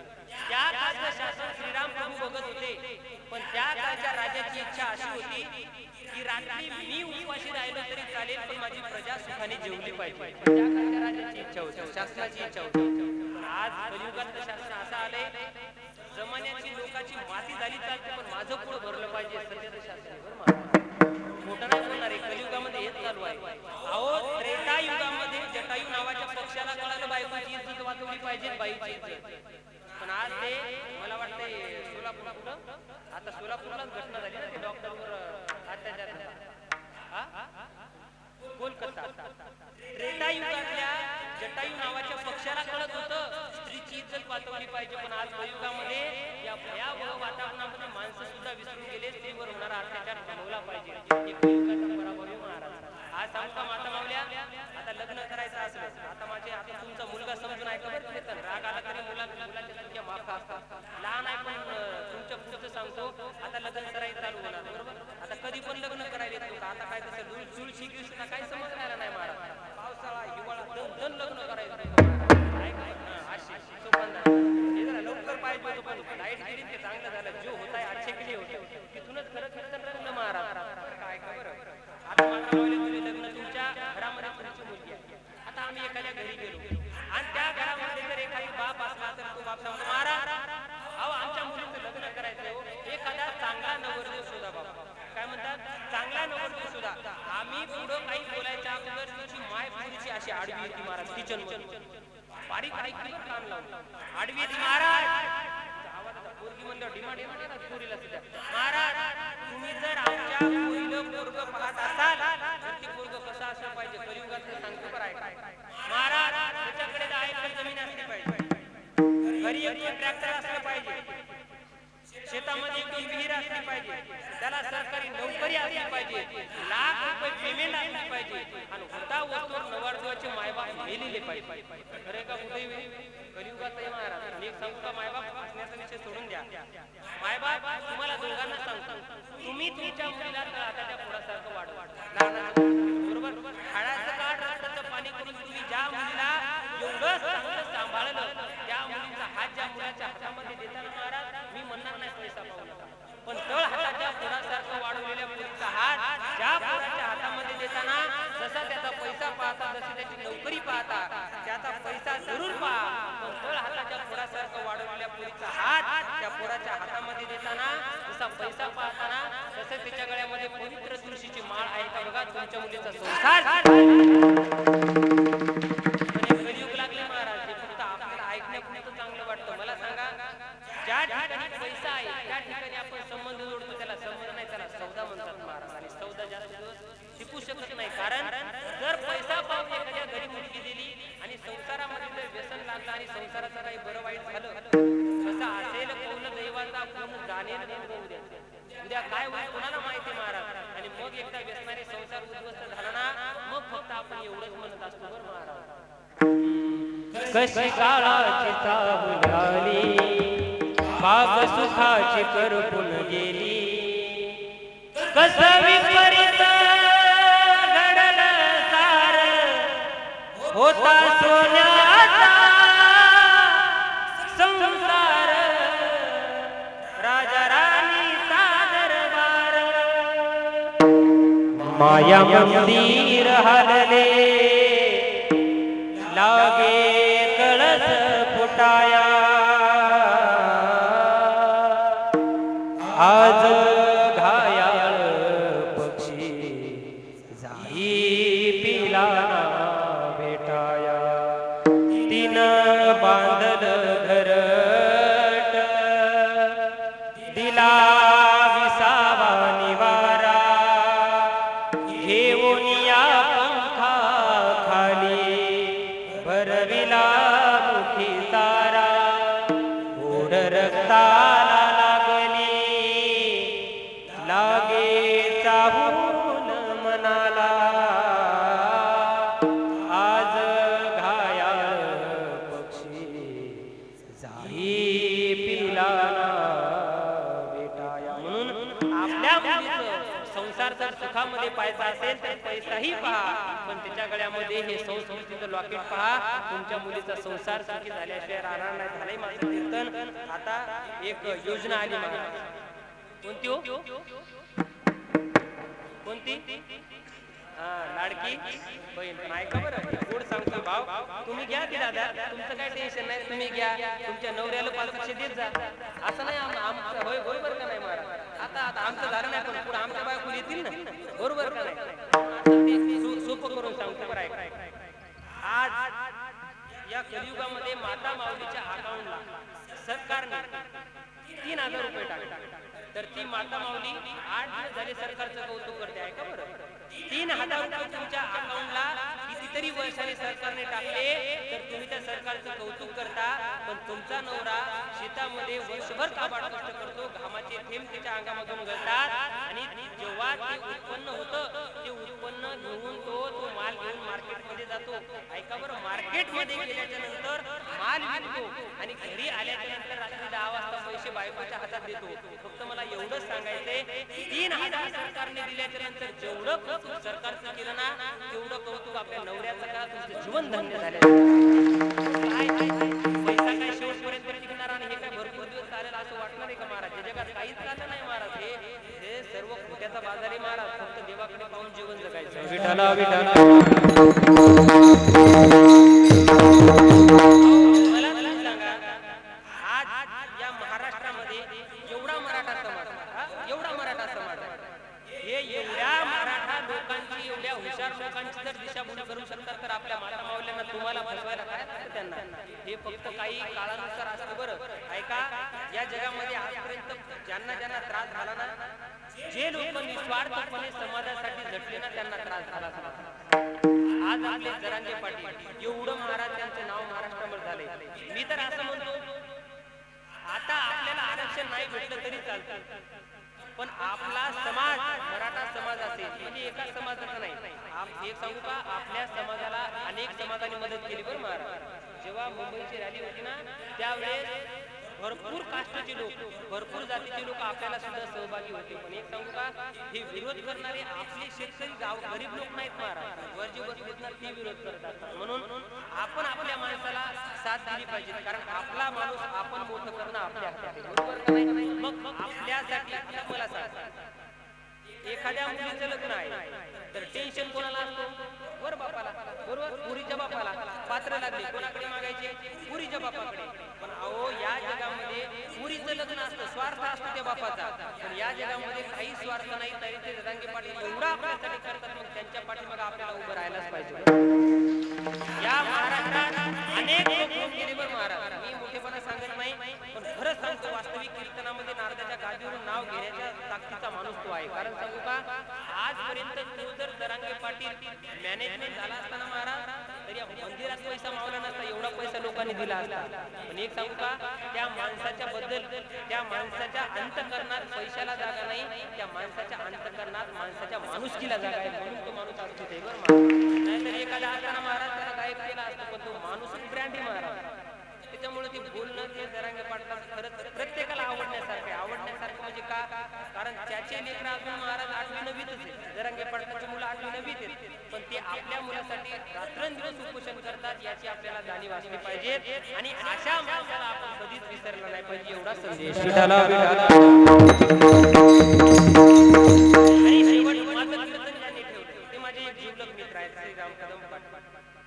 आता त्यांनी एकट्याने नियोजन केलं म्हणून कीर्तन झालं असं नाही ना महाराज. तुम्ही सर्वांनी सहकार्य केले म्हणून कीर्तनाचा एवढं सुंदर नियोजन झालं. आणि मला तुमच्या गावचा स्वाभिमान कसा आहे माहिती आहे का, एवढ्या कलियुगामध्ये, सध्या कलियुगाच्या वातावरणामध्ये तुमच्या गावातल्या या धर्ममंडपामध्ये जवळपास 15 ते 20 तरुण मंडळी कीर्तनाला बसले. त्याचा मला स्वाभिमानी का जोरदार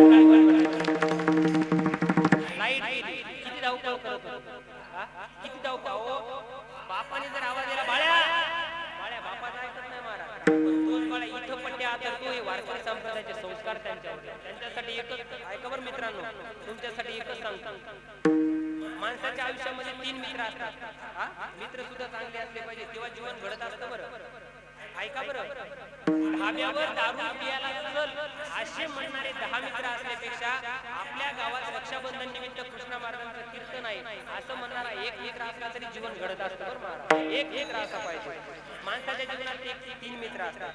एक मित्र असतो तुमच्या जीवनात मैत्रिणी असतात, एक मित्र असतो, दुसरा दोस्त असतो आणि तिसरा सखा असतो. बरोबर, मित्र कशाला म्हणायचं? आपण ज्याच्यासोबत बर्थडेची पार्टी सेलिब्रेशन करतो त्याला मित्र म्हणतो. दोस्त कशाला म्हणायचं? आपल्याला झालेलं दुःख आपण सर्वात अगोदर ज्याला सांगतो ना त्याला दोस्त म्हणा. सखा कशाला म्हणायचं?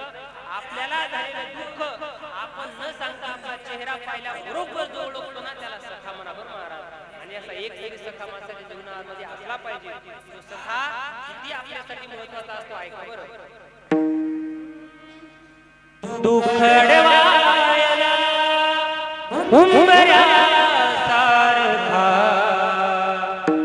दुखडवायला उंबऱ्या सारखा, मित्र बनल्या मध्ये गारव्या सारखा, वाट चुकणार नाही जीवन भर तुझी, वाट चुकणार नाही जीवन भर तुझी, एक तू मित्र कर मना सारखा, मित्र बनव्या मध्ये गारव्या सारखा, जाळताना मला जाळताना मला.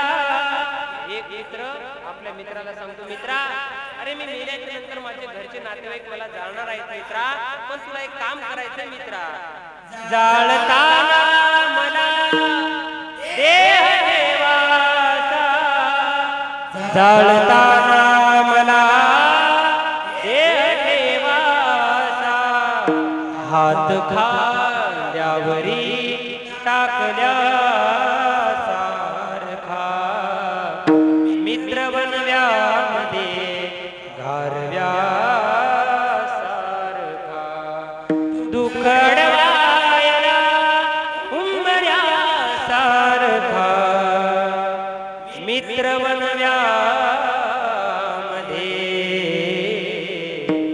गारव्या सारखा. म्हणून सर्व तरुण मंडळीला फक्त एक विनंती आहे, आपल्या जीवनामध्ये असा चांगला मित्र कमवा. वाचेवरचा शिवनाम तयान वादी कोदकाम. या जगामध्ये कलियुगामध्ये फक्त देवाच्या नावाने माणसाचा उद्धार होऊ शकतो. म्हणून सर्वांनी सुंदर भजन करायचं बरं का, सर्वांनी सुंदर भजन करायचं. 2 मिनिटं सर्वांनी हात प्रकार झाले आपले, सर्वजण हात करा, सर्व एकदम सरळ सरळ. आता महालक्ष्मी आले तसे आशा नका करू, महालक्ष्मी एकदम सरळ. हा तुले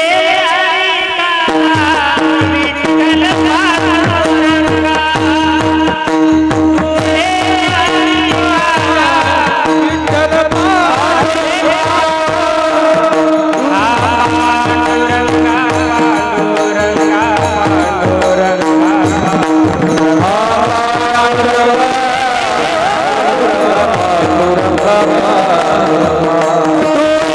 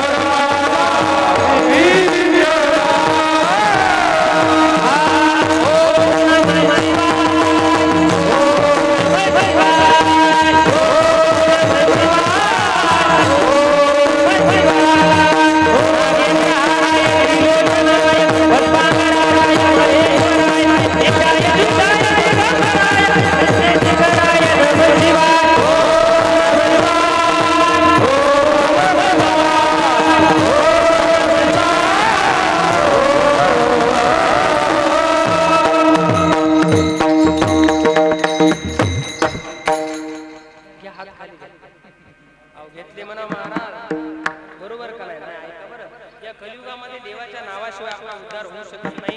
आपण भागवत गीता ऐकली असेल. मला सांगा, आजारम्याच्या डाव्या मुलीचं नाव काय होतं? नारायण. बाबा, नारायण या नावामुळे उद्धार झालाय का देवामुळे? नाव घेतल्यामुळे देवाचा संबंध नव्हता, पण आपल्या मुलाचं नाव काय ठेवलं? नारायण ठेवलं. कलियुगामध्ये चिंटी, बंटी, पिल्लू पिल्लू कुठे असतो? ते आपण म्हणतो महाराज, पण नाव जरा चांगले ठेवा. आता झालं बरं एका मिनिटात. मी नवरात्रामध्ये नगरला कीर्तनाला गेलो, अहमदनगर बरं का, पुण्याच्या आधी. आता नवरात्राचं कीर्तन आपले काय नवरात्र, आणि शेवटच्या दिवशी काय असतो? यज्ञ असतो. यज्ञ चालू झाला, पण एक ब्राह्मण जो येणार होता ना, त्याची गाडी पडली. त्याचा कोणाला येऊ शकत नाही म्हणे. मग ते कार्यकर्ते माझ्याकडे आले, महाराज तुम्हाला जमतं काय? म्हणलं आता विष्णू सहस्रनामाचे श्लोक जरी म्हणले तर संस्कृत कोणाला कळायली महाराज? बायकम गरम गरम सुटलम बायका म्हणत महाराज त्या संस्कृत. महाराज संस्कृत सोपी नाही नो. आमच्या गावात एक मथार आहे, 80 वर्षाचं, सगळे दात पडले, पण माझ्याकडे आलं संस्कृत शिकाय. आता घरात भीती असल्यावर जर असं संबंध टिकवून ठेवायला, नाही भांडणं करतात ना लोक महाराज, जगू देत नाही सुखानं. ते आलं महाराज मला संस्कृत शिकवा. आता मी म्हणलं बाबा याला जर संस्कृत नाही शिकवलं ते सुखान भाकर खाऊ देत नाही. हो म्हणलं बाबा बसा माझ्या समोर. त्याला असं बसवलं, मी असं बसलो. एक भगवती त्याच्या हातात, माझ्या हातात एक, आणि मी चालू केलं. 4-5 दिवस झाले. दुसऱ्या अध्यायाचा 36 क्रमांकाचा श्लोक, राष्ट्रांना का प्रतिष्ठा जनार्दन पापमेवा श्रेयदस्मान. मी म्हणलं बाबा म्हणा आता पापमेवा श्रेयदस्मान. त्यांनी इथपर्यंत बरोबर म्हटलं महाराज. मी म्हणलं बाबा आता म्हणा पापमेवा श्रेयदस्मान हत्वैताना सताईना. मी म्हणायचो हत्वैताना सताईना, आणि मथार म्हणायचा हातपाय ताणले तरी. एवढी संस्कृत अवघड बरं. आपला विषय चालू होता नवरात्राचा कीर्तन, हे असं ध्यान ठेवायचं. ऐका म्हणजे ब्राह्मण आला नाही. नवरात्राच्या कीर्तनामध्ये यज्ञासाठी कोण बसेल असं ज्यांचं नेमकं लग्न झालं ते जोडपं. महाराज नवीन जोडपं होतं, आणि त्या नवीन जोडप्याचं असं असतं ते स्वतःच्या बापाला काय समजतं, आणि आपल्या दुसऱ्यावाल्याला काय खरं. ते माझ्या समोर बसलं, यज्ञ पूर्ण झाला. आमचे सोपान महाराज सारखे कार्यकर्ते आले, महाराज यांना नाव घ्यायला सांगा म्हणे, यांचं आता लग्न झालं. नाव सांगतो बरं काय काय असतं. आता मला काय महाराज, 2 तास आपलं कामच जे करायचं ते काही सांगा. माईक घेतला, त्या पहिले कोणाच्या हातात दिला? पोराच्या हातात दिला. पोराच्या हातात माईक दिला, त्यानं नाव घेतलं. सांगू का नको? 11 वाजून गेले, फक्त पाठ करू नका बरं. ओव्हर टाइम तर माझ्यावर भांडण येते. त्यांनी नाव घेतलं. त्या पोरानं टाळक्याचा पाला उडत गेला. काय म्हणे? टाळक्या म्हणजे मका असतात ते आपल्याकडे. टाळक्याचा पाला उडत गेला, आणि चिंगीच्या बापाला हुंडा करून. महाराज त्या पोरीचं नाव काय होतं? चिंगी. चिंगी म्हणल्यामुळे हसले ना सगळे. तिला राग आला महाराज. माईक घेऊन उभी राहिली म्हणे, का हो माझ्या बापाला 10 लाख रुपये हुंडा दिला, तरी सुद्धा काय म्हणते चिंगीच्या बापानं हुंडा कमी दिला. पोरीचा नंबर होता. पोरगी सोडती का चिंगी? सोडती का चिंगी? महाराज त्या पोरीच्या हाती माईक दिला. फक्त पाठ करू नका बहिणी. त्या पोरीच्या हातात माईक दिला, आणि त्या पोरी नाव घेतलं. फक्त पाठ करू नका बरं. कीर्तनात बसले, त्या पोरी नाव घेतलं. पाण्याच्या शेतात पेरले. काय म्हणे? इथं बोला, इथं काय प्रॉब्लेम नाही, इथं बोला, फक्त पाठ करू नका म्हणा. पाण्याच्या शेतात पेरले आलो. काय म्हटलं? पाण्याच्या शेतात पेरले आलो. उकंडा पाटलाचं नाव घेते, त्यांचा बाप डुकरा. आता ऐका बरं, हिचं नाव चिंगी, त्याचं नाव उकंडा. मला सांगा असे नाव ठेवले तर देव भेटणार आहे का हो महाराज? जर कलियुगामध्ये आपल्याला देव भेटावा असं वाटत असेल तर कोणते नाव ठेवा? एकच नाव ठेवा, ज्ञानदेव तुकाराम. ज्ञानदेव तुकाराम, ज्ञानदेव तुकाराम, ज्ञानदेव तुकाराम, ज्ञानदेव तुकाराम, ज्ञानदेव तुकाराम.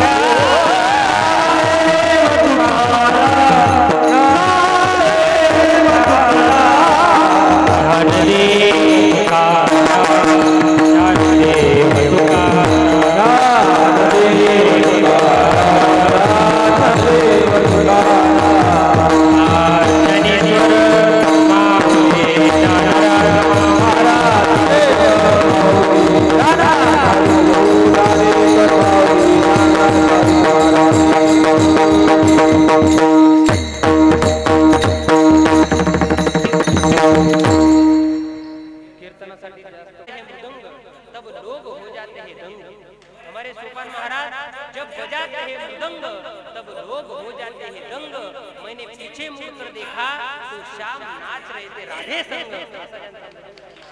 आणि मृदंग वाजवणे एवढं सोपं नाही, तुम्हाला सांगितलंय मी. हा चमड्याचा पखवाज आहे, बरोबर दादा? चमड्याच्या मखवाजामधून तुम्ही आवाज ऐकला विठ्ठल विठ्ठल आता, बरोबर? मला सांगा चमड्याचा पखवाज आहे म्हणून विठ्ठल विठ्ठल बोलतो का हो? जर हा पखवाज चमड्याचा आहे म्हणून विठ्ठल विठ्ठल बोलत असत तर आपल्या पायातली चप्पल सुद्धा विठ्ठल विठ्ठल बोलायला पाहिजे, बरोबर? चमडाचे ना महाराज, नाही का? हा पखवाज चमड्याचा आहे म्हणून विठ्ठल विठ्ठल वाजत नाही, तर जो वाजवणार आहे ना त्याच्यावर माऊली ज्ञानोबरांची कृपा झाली म्हणून पखवाज सुद्धा विठ्ठल विठ्ठल बोलतो आमचा महाराज. त्यांच्याही चरणी साष्टांग दंडवत, भीमराव बाबा असतील त्यांच्याही चरणी साष्टांग दंडवत. आणि गायन गंधर्वामध्ये दोन गायन सम्राट सर्वात आपल्या भागामध्ये एकदम वारकरी चाली, एकदम वारकरी राहणीमान, सर्वांना मान देणारे, सर्वांना आपलंसं करणारे असे आमचे जिवलग दोन्ही आमचे संतोष महाराज असतील, आमचे बाळू महाराज असतील त्यांच्याही चरणी साष्टांग दंडवत. आणि एकदार दोनदार सिस्टीमवाल्यासाठी टाळी वाजवा महाराज. खूप सुंदर एका दिवसात कोणाला जजमेंट जमत नाही, पण खरंच सुंदर सिस्टीम लावली. तुमच्याही चरणी साष्टांग दंडवत. आणि तुमदार काका असतील, आमचे विनेकरी बाबा असतील, दोन्ही भाऊ बंधू मंडळी असतील, तिकडे आमचे बाबा, तुमच्याही चरणी साष्टांग दंडवत.